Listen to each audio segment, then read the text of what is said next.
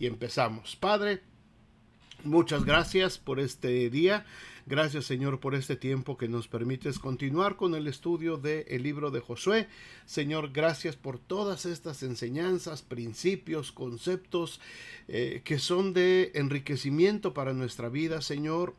Si tan solo pudiéramos aplicar un poquito de todos estos conceptos, Señor, qué diferentes serían nuestras vidas y qué diferente sería la forma en que nosotros podemos influenciar la vida de otras personas. Pero pedimos sabiduría y pedimos gracia de tu Espíritu para poder aprender y para poder poner en práctica, Señor, tu palabra y no solamente ser oidores de tu palabra. Gracias, Señor, bendice y derrama, Señor, una bendición especial en cada persona que se conecta en esta tarde a ver esta plática, y que tu Espíritu Santo nos guíe a toda verdad.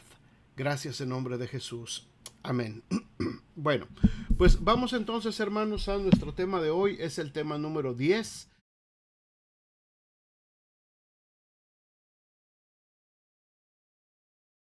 Vimos de los capítulos 13 al 19 y hablamos de manera general todo lo que fue el reparto de las tierras que se hicieron a las tribus de Israel que todavía no tenían su posesión. Se hizo por suerte, se hace la repartición de tierras, y del capítulo 13 al 19 de Josué se habla acerca de todas las diferentes cosas que pasaron, y vimos algunos eventos que son dignos de tomar en cuenta en estos capítulos, pero dejamos el capítulo 14 para hoy. No lo tocamos porque este capítulo merece una atención especial. Este capítulo habla acerca de un hombre llamado Caleb, hijo de Jefone. Caleb, de la tribu de Judá, perteneciente a esta tribu de Judá, fue el otro espía junto con Josué que 40 años atrás había sido enviado por Moisés. ¿Se acuerdan cuando estaban ellos acampados en Cades Barnea, de este lado todavía del Jordán? Cuando Moisés envía a 12 espías, manda gente de las diferentes tribus a que fueran a investigar cómo estaba la tierra prometida. Ahora, y esto lo vamos a ver más adelantito, Moisés nunca los mandó a investigar si podían conquistar la tierra. Los mandó a ver por dónde podían entrar. Hay mucha diferencia en esto, lo vamos a ver después. Y únicamente dos de estos espías, que fueron Josué y Caleb, son los que trajeron buenas noticias y dijeron, pues lo que nos mandaste a hacer, se puede hacer así, así, así, y lo podemos lograr. Los otros 10 espías se espantaron por lo que vieron.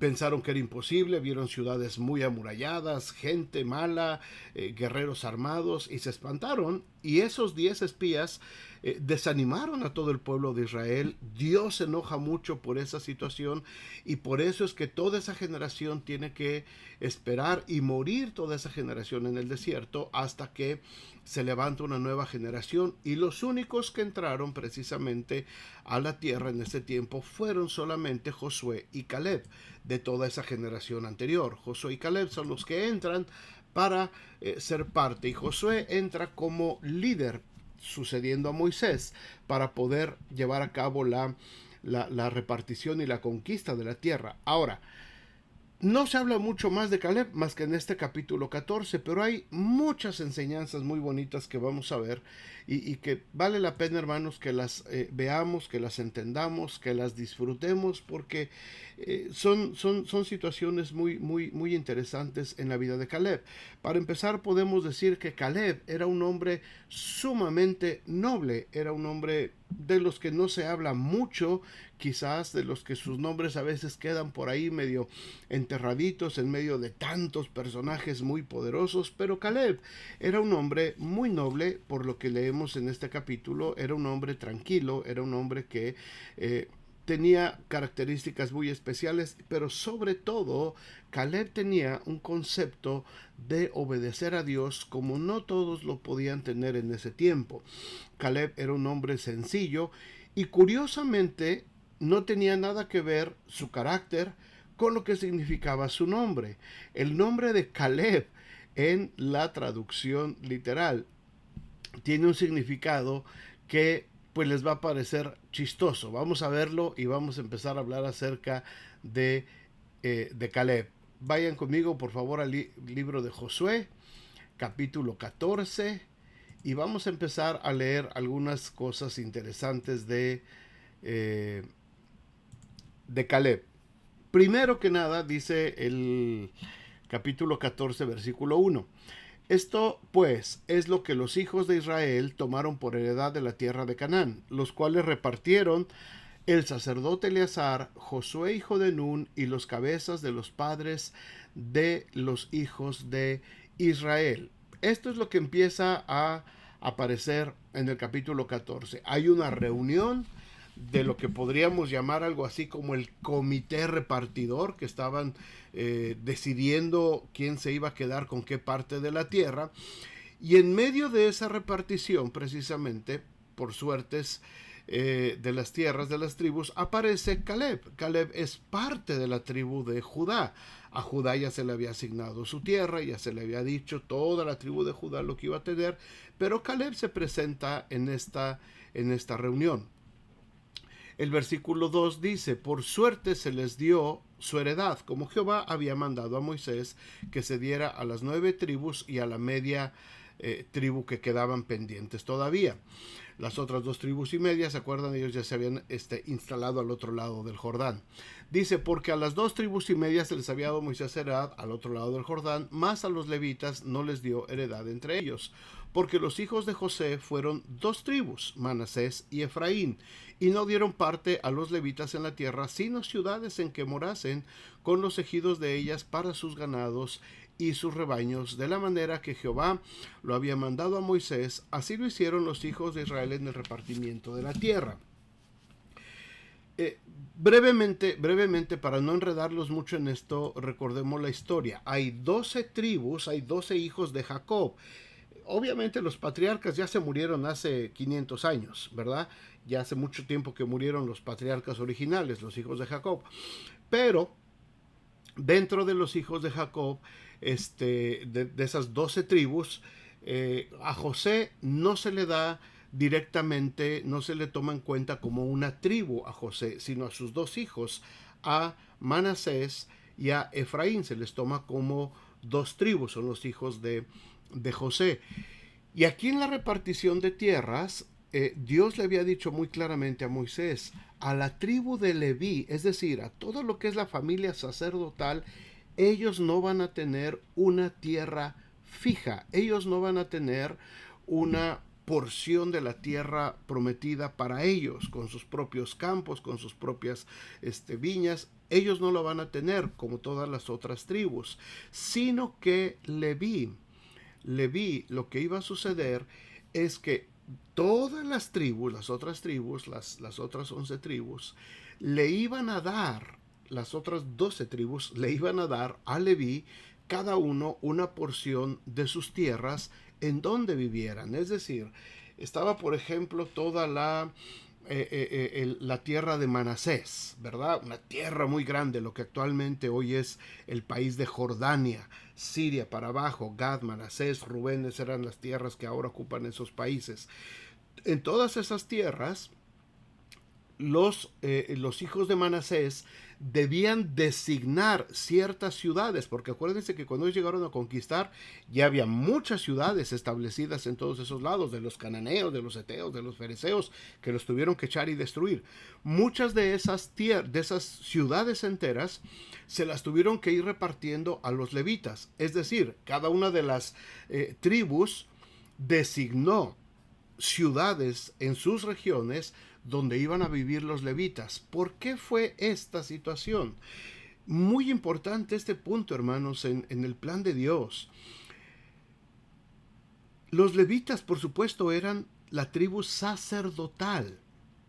Así es que, a pesar de que se hacía un centro religioso principal, general, ¿verdad? Que vimos la semana pasada, había también en cada una de las regiones, en toda la tierra de Canaán, había ciudades donde estaban los levitas, donde había sacerdotes, donde había cantores, donde había gente que estaba lista para pastorear a la nación de Israel. Los levitas eran los pastores en el Antiguo Testamento. Así es que qué interesante es que en todas las ciudades que el Señor les manda a conquistar, tenía cada tribu que designar ciertas ciudades para que fueran ahí a vivir los levitas.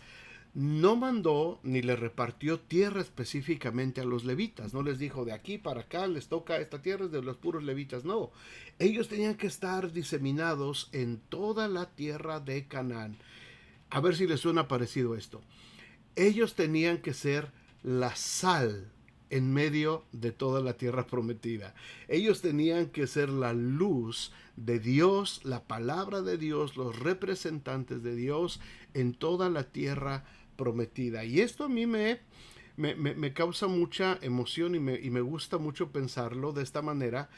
Por ejemplo, ahorita aquí en nuestras ciudades, cada uno de nosotros en nuestras ciudades. Cuando vas en la calle, en tu carro, vas pasando por muchas iglesias cristianas, evangélicas, el pueblo de Dios, y te das cuenta que hay un templecito por acá y por ahí hay otro templecito y ahí hay una iglesia más grande y ahí hay un templo grande y majestuoso y por allá hay otro templo más chiquito. Les ha pasado aquí en la ciudad de South Bend donde vivimos, hay muchas iglesias, hay muchos templos cristianos y donde quiera que vas pasando te encuentras el templo de los hermanos bautistas, y acá están los metodistas y por ahí hay unos pentecosteses y por ahí hay un centro cristiano.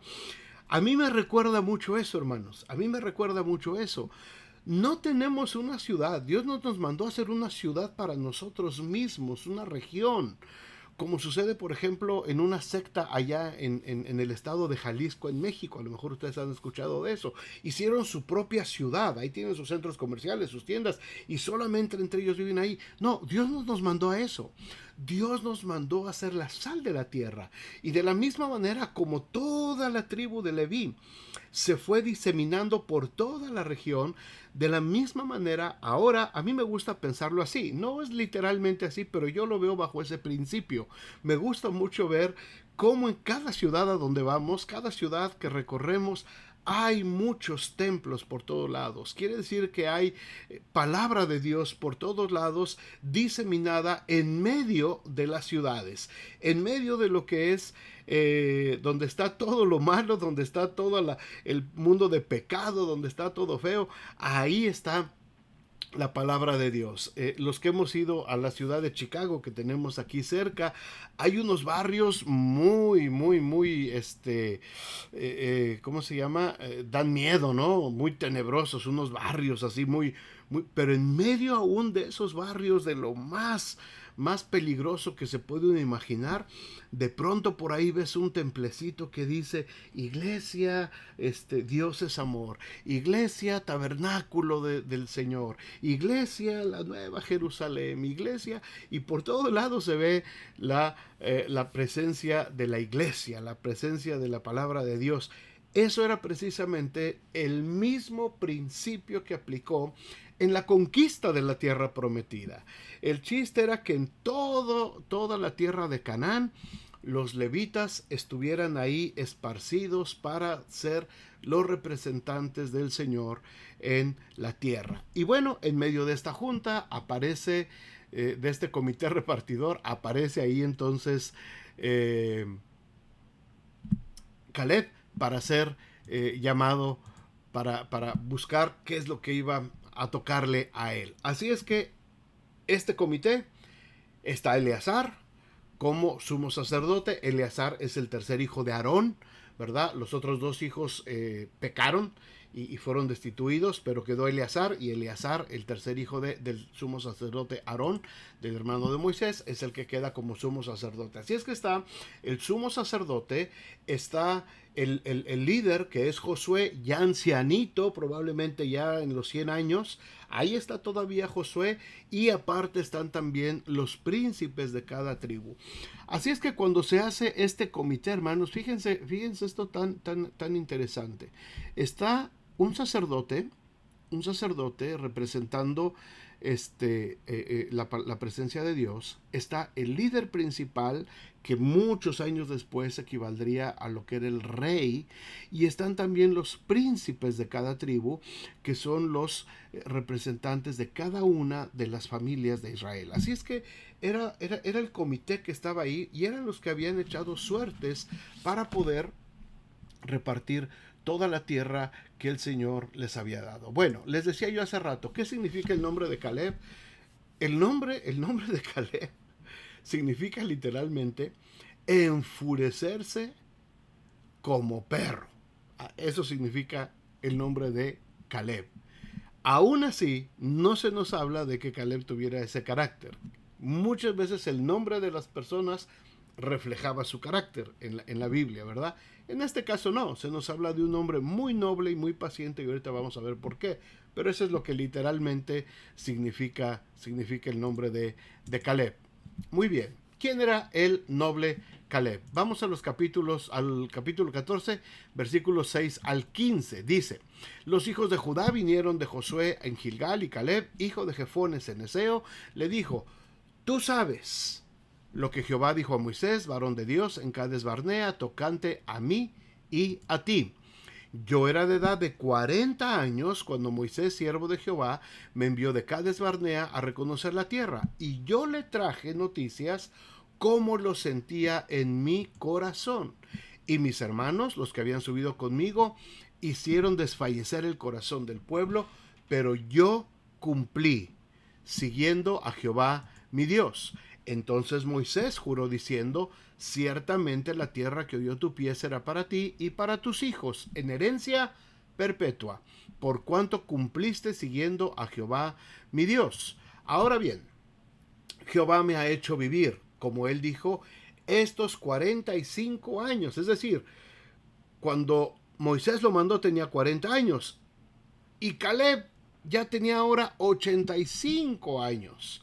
Desde el tiempo que Jehová habló estas palabras a Moisés, cuando Israel andaba por el desierto, y ahora he aquí, yo soy de edad de 85 años. Todavía estoy tan fuerte como el día que Moisés me envió.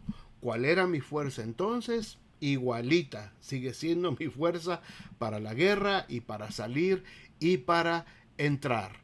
Dame pues, le dice Caleb a Josué y a los que estaban ahí reunidos, dame pues ahora este monte, del cual habló Jehová aquel día, porque tú oíste en aquel día que los anaseos están ahí, y que hay ciudades grandes y fortificadas.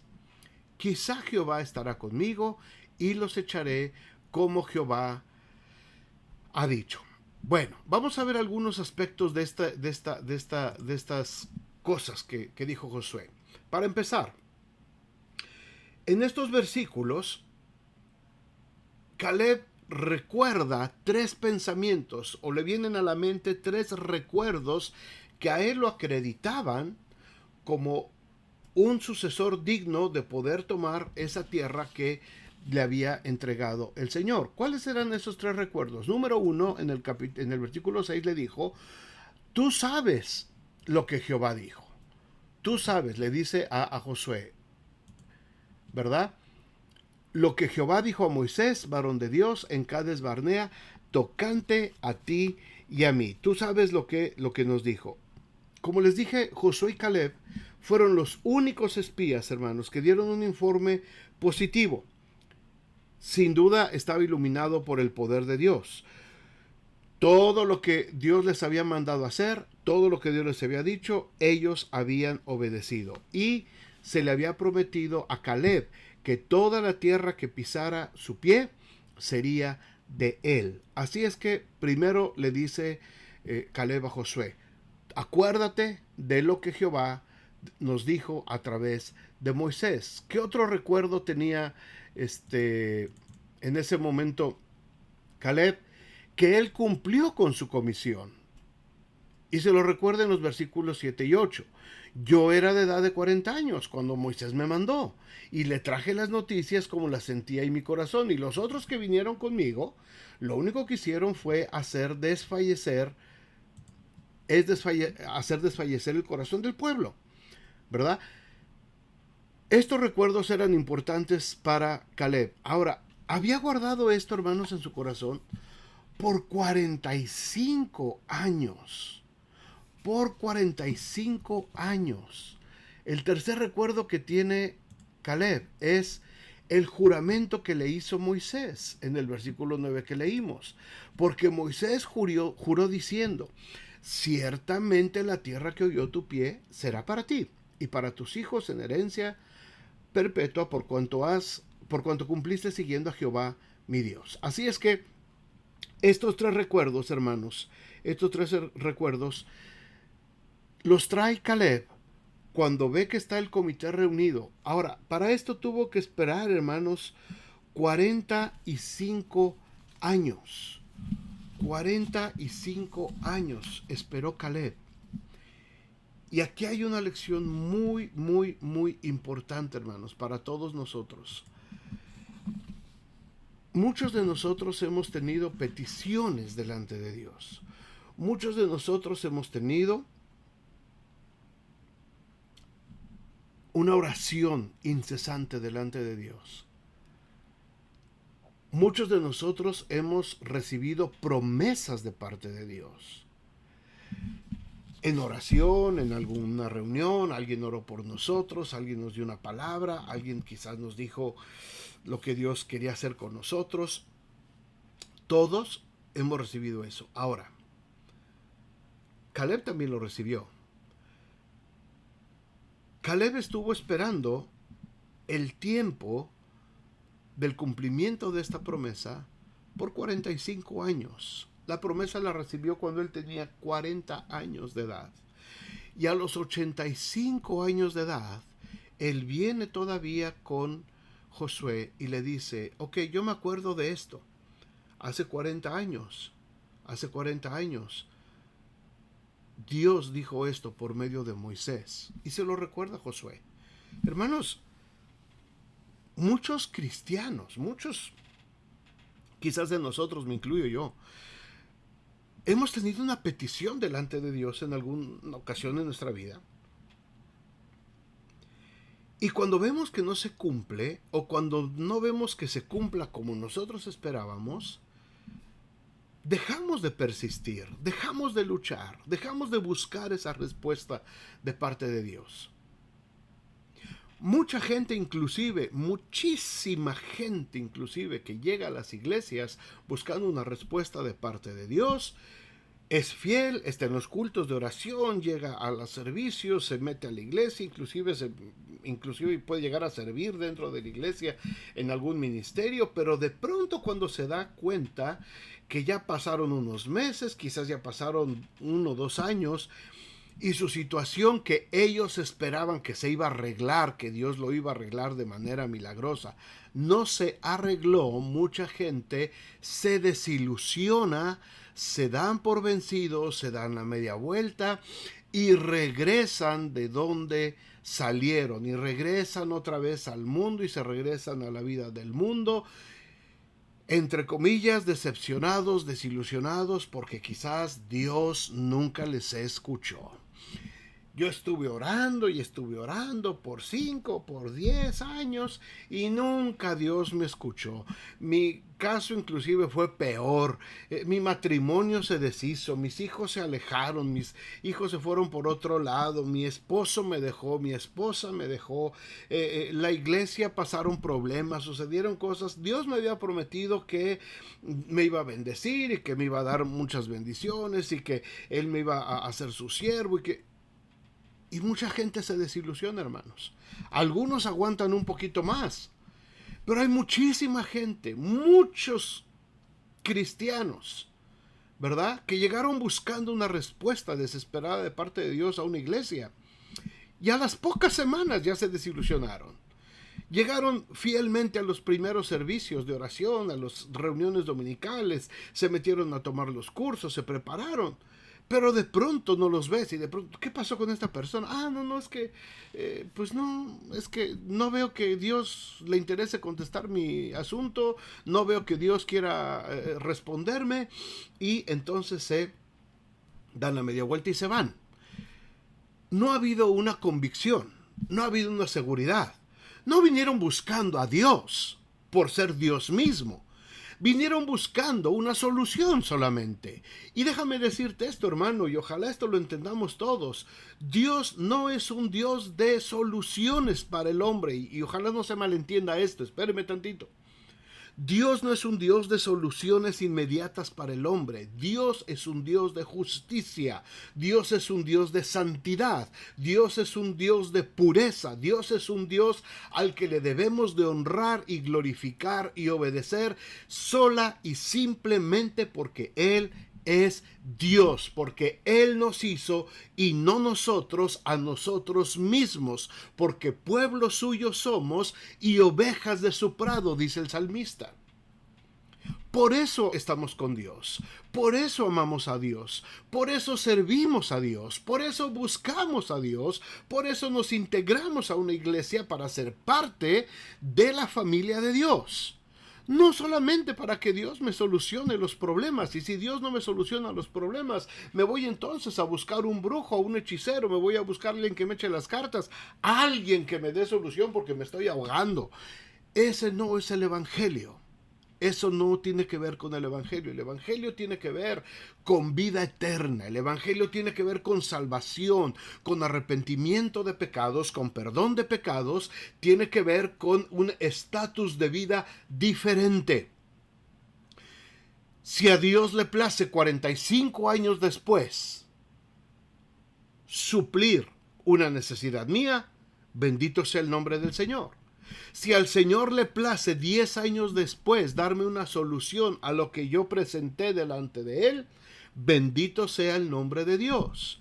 Si durante toda mi vida terrenal a Dios no le place contestar o darme algo que yo estaba esperando, bendito sea el nombre de Dios.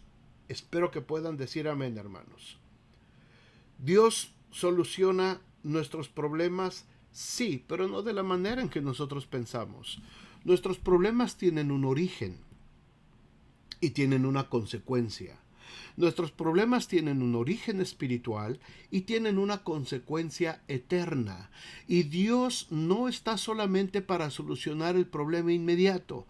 Dios vino y Jesucristo vino a este mundo para darle solución eterna a nuestro problema de pecado, a nuestro problema de habernos separado de la gloria de Dios, al problema de haber sido destituidos de la gloria de Dios. A eso vino Jesucristo. Jesucristo no vino para que mañana tu carro ya esté funcionando. Jesucristo no vino para que mañana los pleitos con tu esposo y con tu esposa, Él los va a solucionar así. No, para eso tienes que someterte a Él, tienes que obedecerle, tienes que seguir su palabra, tienes que esperar en Él, tienes que obedecer los principios de matrimonio que Dios estableció y tienen que orar para que los dos puedan vivir de acuerdo a la voluntad de Dios. Eso es otra cosa. Dios ya proveyó palabra, Dios ya proveyó las cosas necesarias para que nosotros podamos vivir. Ahora, si nosotros las obedecemos, ese es otro asunto. O si no queremos obedecer los planes de Dios, Dios no va a actuar así nada más para solucionar. Caleb estuvo 45 años juntamente con todo el resto del pueblo luchando.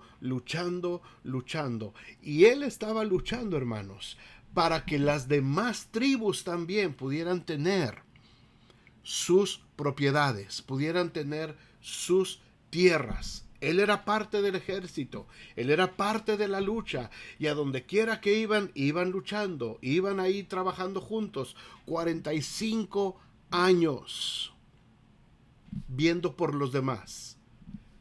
¿Se dan cuenta cuando les hablo de que Caleb era un hombre noble? 45 años viendo por los demás, antes de pensar en sí mismo, antes de pensar en su propia familia. Él veía por el bien del pueblo. Hermanos, Este concepto es importantísimo. Porque mucha gente, muchos cristianos, dentro de estos círculos que les mencionaba yo al principio, sea dentro de la iglesia, de tu familia, del trabajo, de la gente que te rodeas, pensamos en cómo servirnos a nosotros mismos, pensamos en nuestras necesidades y pensamos en cómo satisfacer y resolver nuestros problemas. Si ponemos un porcentaje, yo creo que a lo mejor el 80% de nuestra vida gira en torno a nosotros, en torno a mis problemas, a mis necesidades, a mis situaciones, a lo que yo quiero, a lo que yo necesito, y a lo mejor en un caso muy exagerado, a lo mejor el 20% nos preocupamos por el resto de la gente, nos preocupamos porque los demás estén bien, nos preocupa que los demás tengan lo suficiente, nos preocupamos apenas un poquito por los demás. La mayor parte de nuestro esfuerzo, la mayor parte de nuestro trabajo tiene que ver con nosotros mismos, con satisfacer nuestra necesidad. Y ustedes díganme si estoy equivocado. La mayor parte del trabajo que hacemos todos los días, en nuestros trabajos, en lo que hacemos, en lo que buscamos, es para tratar de solucionar o satisfacer nuestras propias necesidades. Cuando estoy hablando de un hombre noble, cuando estoy hablando de un hombre que era conforme también, siguiendo el camino de Dios, como dice este versículo 9, que él había seguido el camino de Dios, estamos hablando de un hombre que por 45 años, y aún los otros 40, los 85 años, se había dedicado a ver por el bienestar de todos los demás. Se había dedicado a ver, ayudar a que las demás tribus pudieran tener sus tierras, pudieran tener sus ciudades, a que todos pudieran estar en paz. Y ya a los 85 años de edad, viene con toda la humildad, no viene con un desplante de egoísmo, no viene mucho menos con reproche, viene con toda humildad Caleb, delante de Josué, delante de Eleazar, viene delante de los príncipes de Israel y les dice: hermanos, yo me acuerdo que Moisés me prometió esto hace ya mucho tiempo. He trabajado para todos. He luchado en la guerra a brazo partido con todos. Ya tengo 85 años. Vengo a consultarles. Fíjense qué cosa, hermanos. Él no vino con aires de gran señor. Ni siquiera vino a reprocharles: oye, Josué, ya estuvo suave, ¿no? Ya, me agarraste de tu quema, no, mira nomás, ya estoy viejito y a mí no me ha tocado nada. No, él no vino en esas actitudes, de las que muchas veces nosotros sí participamos. Él no vino repelando nada, él no vino diciendo: oye, ya estuvo suave, ¿no? Ya me agarraron a mí aquí de su tontito y a mí me mandan para acá, me mandan para allá, yo ya peleé por todos, ya, y a mí qué me toca, a mí qué, para mí cuándo. Él jamás llegó en esa actitud. Él llegó recordando las promesas, los juramentos que Moisés había hecho y que Dios le había ordenado a Moisés que le hiciera a Caleb. Y a los 85 años, después de haber servido intensamente a toda la nación, entonces fue que viene Caleb a pedir sus tierras. Solamente alguien con convicción, hermanos, como dice este recordatorio, solamente alguien con convicción es capaz de ver lo que otros no pueden ver. Me encantó esta frase. Solamente alguien con convicción es capaz de ver lo que otros no pueden ver. Lo que los otros no pudieron ver, Caleb lo pudo ver. Vamos a ver en tercer lugar cuál era la situación y cuál fue su petición. Bueno, el tiempo del cumplimiento vino después de 45 años en los que estuvo actuando y trabajando en la tierra, como vemos aquí en el versículo 10. Jehová me ha hecho vivir como él dijo, estos 45 años desde el tiempo que Jehová habló estas palabras a Moisés, cuando Israel andaba por el desierto, y ya soy de 85 años. Muy importante esto, hermanos, el versículo 11. Todavía estoy tan fuerte como el día en que Moisés me mandó. ¿Cuál era mi fuerza entonces? Tal es ahora mi fuerza para la guerra y para salir y para entrar. ¿De dónde creen ustedes que provenía la fuerza de Caleb? Era un hombre ya anciano, 85 años. ¿De dónde provenía la fuerza de Caleb? De Dios. Era una fuerza especial. Era una fuerza sobrenatural que venía de parte de Dios, porque Dios todavía tenía planes para este hombre ya muy adulto, anciano, 85 años. Josué ya estaba también en los 100 años y ya estaba a punto de morir. Dentro de poquitos años iba a morir, murió de 110 años. Así es que este hombre todavía tenía fuerza, todavía tenía vigor, porque todavía estaba esperando en las promesas de Dios. Hermanos, las promesas de Dios, esperar en Dios, lejos de debilitarnos, debe de fortalecernos. Cuando veas que las promesas de Dios todavía no se cumplen en tu vida, no es para que te debilites, es para que te fortalezcas. Los que esperan en el Señor tendrán nuevas fuerzas. Hay que saber esperar. Hay que tener esa fuerza para poder esperar en lo que Dios quiere. ¿Cuál era la heredad? ¿Cuál era la heredad que tenía que esperaba Caleb? Bueno, la heredad que tenía era el monte Hermón y toda esa región. Era un monte muy grande, hermanos, que tenía mucho significativo. Uno, por dos razones que están ahí. Era la ciudad más alta y antigua de toda la tierra de Canaán. Ninguna otra de las tribus se había atrevido a ir a conquistar ese monte, esa región. Nadie se había atrevido, porque era la ciudad más antigua. Donde estaba el monte Hebrón, 927 metros sobre el nivel del mar. Era un monte muy alto, muy alto. La ciudad más alta de la tierra prometida era una de las más importantes de toda la región de Canaán. Era la ciudad de las más importantes porque era de las más antiguas ciudades del mundo conocido entonces. Era de las más antiguas, todavía más que Babel. Era una ciudad muy antigua, muy antigua. Ahora, había ahí otro factor muy importante. Toda esa región, todos le habían sacado la vuelta y todos los que les había tocado la suerte por ese lugar no lo habían querido tomar, porque ahí vivían los anaseos, los hijos de Anac, que eran gigantes. Eran hombres muy altos, casi de 3 metros de altura. Eran hombres altísimos, eran gigantes, gente muy poderosa, gente muy feroz. Ellos son los que, esto es lo que habían visto los otros espías. ¿Se acuerdan que en el reporte de números, cuando llegan los espías, dicen, es que nosotros parecíamos como langostas comparados con ellos? A estos son los que vieron los espías, los que debilitaron el corazón del pueblo. Caleb también los vio. Josué y Caleb también los vieron, pero ellos no tomaron en cuenta la altura de estos gigantes. Ellos dijeron, nosotros podemos, nosotros lo vamos a hacer. Nomás vamos a buscarle por dónde. Ahora, 45 años después, Caleb dice, yo quiero ese monte, yo quiero ese lugar, yo quiero esa ciudad tan alta, tan bonita, tan hermosa, tan antigua, tan llena de tantas cosas. Yo la quiero para mí. Y no faltó el que le ha de haber dicho, ahí hay un problema, mano. Es que esa es tierra de los anaseos. Ahí están los gigantes. Los que nos espantaron la otra vez. No importa.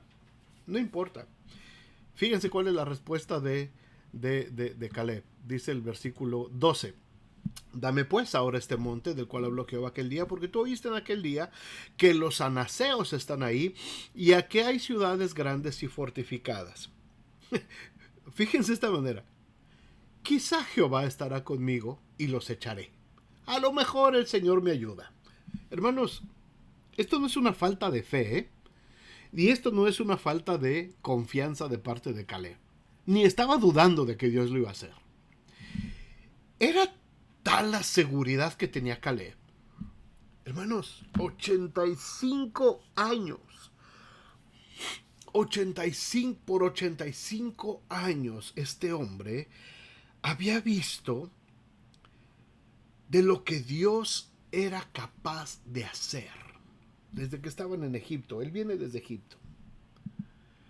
85 años viendo milagro tras milagro, prodigio tras prodigio de parte de Dios. Vio cómo se abrió el mar, vio cómo se tragó al ejército de Faraón, vio cómo se tragó a Acab y a los que se rebelaron en contra de Moisés, cómo se los tragó la tierra, vio cómo derrotaron a los madianitas, cómo derrotaron a los moabitas, cómo Moisés levantaba sus manos en el monte y la batalla con Israel prevalecía abajo. Vio tantas cosas, cómo cayó el maná del cielo, vio cómo se presentó Dios delante de ellos, vio cómo se levantó el tabernáculo en el desierto, pudo ver la gloria de Dios. Hermanos, ¿ustedes creen que este hombre tenía una pequeña duda de que Dios iba a estar con él? Por supuesto que no. Por supuesto que no tenía ninguna duda. Este versículo lo está diciendo él no como una duda. Él lo está diciendo con una naturalidad. A lo mejor el Señor estará conmigo y los voy a echar. Pero inmediatamente dice, como Jehová ha dicho. Es decir, era tal la sencillez de Caleb. No tenía nada de prepotencia, no tenía nada de orgullo, no tenía nada de esa exaltación del guerrero, ¿verdad? Yo los voy a tirar, yo los voy a arrojar, yo los voy a sacar de aquí, yo soy el... No, él no entró con ese tipo de pretensiones. Con toda la humildad dijo, a lo mejor Dios me ayuda, a lo mejor los puedo echar como Jehová ha dicho. Cuando Caleb dice esta palabra, hermanos, como Jehová ha dicho, él está recordando todas esas hazañas de parte de Dios. No había duda en él. La única manera de poder tener, hermanos, esta convicción es teniendo una relación diaria, permanente con Dios. No como muchos cristianos jugamos solamente a la iglesita. No como muchos cristianos que tomamos solamente a cotorreo la iglesia y solamente vamos cuando podemos y cuando no tenemos algo mejor que hacer y solamente le dedicamos ratitos a Dios. No, así no se forma una convicción. Una convicción como la de Caleb se forma estando todos los días dependiendo 100% de la presencia de Dios en nuestra vida, confiando 100%, aprendiendo todo lo que Dios ha hablado, siempre lo que Caleb decía, como Jehová ha dicho, como Jehová le dijo a Moisés, como Jehová le dijo a Moisés que nos dijera a ti y a mí, Josué, no se te olvide, como Jehová ha dicho. Esa es la manera de cómo se forma una convicción, una seguridad, una fortaleza en la fe. Esto es la fe. La fe no es solamente un buen deseo. Ay, ojalá el Señor me ayude. No. La fe es tener la convicción de lo que Dios es capaz de hacer.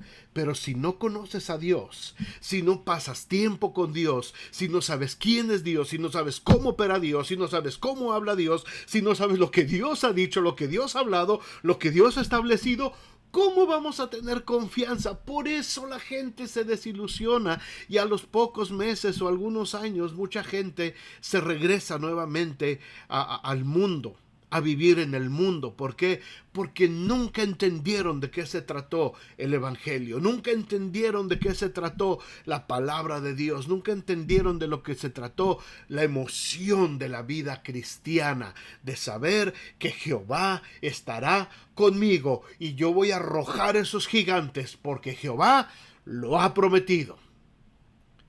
Solamente teniendo esa convicción se puede lograr y lo podemos decir. En tu mano están mis tiempos, decía el salmista. En tu mano están mis tiempos. Y si tengo que esperar 45 años para ver el cumplimiento de la promesa, espero 45 años. Y si mi cuerpo no resiste por 45 años, no me importa, porque entonces tengo el cumplimiento de una promesa todavía mayor, que es la vida eterna. Hermanos, consistencia, consistencia, permanencia. Si podemos aprender algo de Caleb, permanencia, permanecer de manera permanente, continua, todo el tiempo en la presencia de nuestro Dios. Por último, déjeme hacer algunas observaciones finales. ¿Cuáles son estas observaciones que siempre hacemos? Bueno, la primera nos habla acerca de que las tierras se repartieron por suertes. Sin embargo, la decisión final siempre era del Señor. La decisión final siempre es del Señor, a pesar de que se hacía por suertes. Fíjense lo que dice Proverbios 16, 33. Déjenme ponérselos aquí. Aquí está. Dice, la suerte se echa en el regazo, mas de Jehová es la decisión de ella. Ellos echaban suertes, pero ya sabían cuál era la decisión de parte de Dios. Nosotros ahora, lo dijimos la semana pasada, no nos gobernamos por medio de suertes, no echamos suertes. ¿Por qué? Y porque ellos sí. Porque ahora nosotros tenemos algo mucho más efectivo que se llama la presencia continua del Espíritu Santo de Dios en nuestras vidas. El Espíritu Santo de Dios, como dijo Jesucristo, Él os guiará a toda verdad.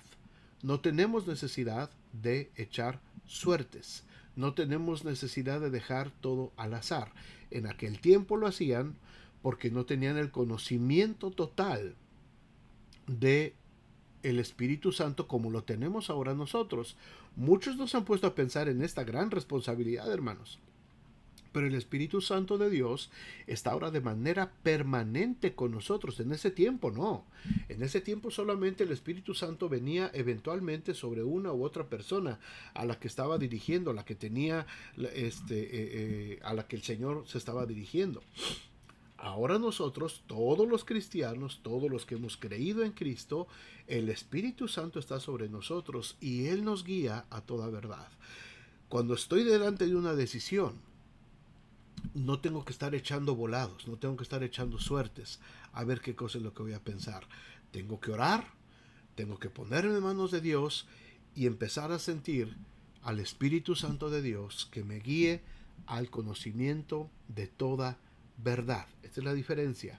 Ahora no nos guiamos por suertes y aún en ese tiempo la suerte, la decisión estaba en manos del Señor. La otra consideración: el fracaso de los otros espías que fueron enviados desde la ciudad de Cades Barnea fue porque ellos fueron a la tierra con la mentalidad: vamos a ver si podemos conquistar la tierra. Y Dios nunca los mandó a ver si podían conquistar. Dios no estaba poniendo en duda si iban a poder conquistar o no la tierra, porque no iban a ser ellos a final de cuentas. Dios había prometido: yo echaré de delante de ti al cananeo, al fereceo, al eteo, al jebuseo, al heveo que habita en esas tierras. Yo los voy a arrojar, había dicho el Señor. Así es que Dios, cuando le da el permiso a Moisés de enviar a los espías, no era para ver si podían conquistar la tierra, sino solamente buscar una estrategia de cómo poder entrar a la tierra. Muy diferente. Dios no te mandó a ver si puedes. Dios te mandó a que lo hagas. A que lo hagas. Hay un dicho popular, ¿verdad? Que dicen: no vengo a ver si puedo, sino porque puedo vengo. Y esa es la actitud del cristiano. Esa es la actitud del cristiano. Nosotros no estamos para ver si podemos ganar el mundo para Cristo. Eso no está en duda. No está en duda si nosotros tenemos la capacidad de poder predicar el Evangelio con libertad en nuestras comunidades. Eso no está en duda. Y eso no se lo tenemos que pedir a Dios. Señor, permítenos poder predicar el Evangelio y poder establecer. No, eso ya está hecho. Eso dalo por hecho. El Señor dio la orden hace 2000 años. Id por todo el mundo y predicad el Evangelio a toda criatura. Eso ya es una orden. Yo voy con ustedes. Yo estaré con ustedes todos los días hasta el fin del mundo. O sea, Dios no nos está mandando a ver si podemos. Dios no nos está mandando a ver si podemos levantar una obra. Dios no nos está mandando a ver si podemos levantar una iglesia por acá, por allá. Dios no nos está mandando a ver si podemos. Dios nos está mandando porque sabe que Él es el que lo va a hacer. ¿Por qué? Porque no es con espada ni con ejército, ha dicho el Señor, sino con mi Santo Espíritu. Ahora, ¿cómo lo vamos a hacer? Bueno, ahí sí entra nuestra astucia y entra nuestra inteligencia y nuestra laboriosidad y la gracia que Dios ha puesto en nosotros. ¿Cómo lo vamos a hacer? Nosotros aquí en la ciudad de South Bend, en nuestra iglesia, en Vida Nueva, tenemos una propiedad preciosa que Dios nos dio. Y Dios la dio. Yo no tengo ninguna duda de eso. Y ahí está. Y nos dio el cascaronzote de ese edificio. Ahora, es que vamos a preguntarle ahora a Dios, vamos a ver si podemos reconstruir eso que... No, hermanos, no, por favor. No se trata de ver si podemos. Si Dios nos los dio, es porque podemos. Si Dios nos los puso, es porque ya está hecho. Eso no se pone en duda. Y no es en nuestra fuerza, es en la fuerza del Señor. Lo que nosotros estamos viendo es cómo lo hacemos. ¿Cómo lo vamos a hacer? ¿Cómo vamos a levantar esta pared? ¿Cómo vamos a...? Eso sí lo hacemos nosotros. Lo que el pueblo hizo que fue y empezó a sacar a todos los anaseos, fereceos, eteos, heveos, jebuseos, cananeos, amorreos. Los empezó a echar de todos lados. Ok, ¿cómo le vamos a hacer? Vamos a poner una pared aquí, vamos a poner aquí, un salón aquí, vamos a poner un auditorio aquí. Eso sí lo vamos a hacer. Pero no es vamos a ver si podemos hacer. Es cómo lo vamos a hacer. Espero que entienda la diferencia. Es muy diferente. Es una diferencia total. No es saber si puedo, sino cómo. ¿Cómo lo vamos a hacer? El Señor nos dará la fuerza para hacer todo esto. Y por último, la fuerza de Caleb, hermanos. A sus 85 años. Nos recuerda las palabras del profeta Isaías. Ahí en Isaías 40:31. Pero los que esperan a Jehová tendrán nuevas fuerzas. Levantarán alas como las águilas. Correrán y no se cansarán. Caminarán y no se fatigarán. Porque como les dije, hermanos, para Dios no hay nada imposible. Para Dios no hay nada imposible. Y sobre todo, hermanos, esperar en Dios no cansa. Esperar las promesas de Dios no nos debilita. Al contrario, nos fortalece. Esperar en Dios nos fortalece. Si tú tienes alguna necesidad delante de Dios, si tienes alguna petición delante de Dios, y te estás debilitando y te estás cansando y te estás frustrando porque no ves la respuesta, entonces estás esperando en tus propias fuerzas y estás esperando en tu propia carne y estás buscando solamente a Dios como un solucionador de problemas.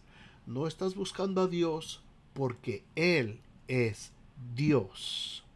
Cuando yo encuentro esta gran diferencia como la encontró Caleb y dedicó su vida completa en servir a los demás, en servir. Caleb no se sirvió a sí mismo. Caleb no veía por sus propios intereses. Caleb, por 85 años, se dedicó a ver por las demás tribus, que las demás tribus pudieran tener su descanso, que las demás tribus pudieran tener sus tierras que fueran repartidas para ellos también. Caleb pudo ver todo esto, hermanos. Caleb lo pudo ver. Y Caleb trabajó para eso. Caleb trabajó para eso. Si nosotros estamos trabajando todos los días para satisfacernos a nosotros mismos, nos vamos a cansar, nos vamos a fatigar, nos vamos a desgastar. Cuando vives para servir y cuando esperas que el Señor te dé tu monte cuando a ti te toque, entonces tendrás nuevas fuerzas. Entonces levantarás alas como las águilas. Entonces correrás y no te cansarás. Caminarás y no te fatigarás. Amén. Gracias a Dios por la vida de este hombre llamado Caleb. Padre, muchas gracias por tu palabra. Gracias por esta enseñanza y gracias, Señor, por este hombre que está impreso en nuestras Biblias. Por este hombre llamado Caleb. Una vida de servicio, una vida para honrarte a ti, una vida con una convicción segura, certera, una vida esperando completamente, Señor, solamente en tus promesas. Gracias, Señor, por este ejemplo tan maravilloso que tenemos en la Biblia y que lejos estamos, Señor, nosotros, de parecernos un poquito a Caleb. Ayúdanos, Señor, a tener una vida pensando en servir a los demás. Enséñanos a tener una vida de paciencia, de esperar en tus promesas y de fortalecernos a través de tus promesas, en vez de sentirnos debilitados y abandonados. Gracias, Señor, por este tiempo y bendice, Señor, a cada uno de mis hermanos esta noche y permite que podamos tener, Señor, un resto de semana bajo tu autoridad y tu bendición. En nombre de Jesús. Amén. Amén. Hermanos,